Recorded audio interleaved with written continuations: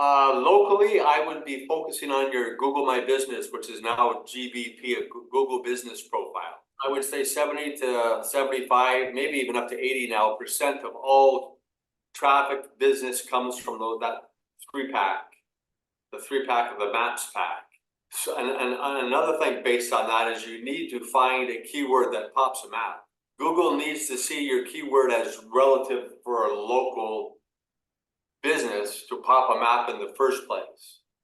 If their algorithm and their spiders don't think that that's relevant for a local business, it won't pop a map. Maps is how I've made the most money for local businesses. Google My Business. Okay.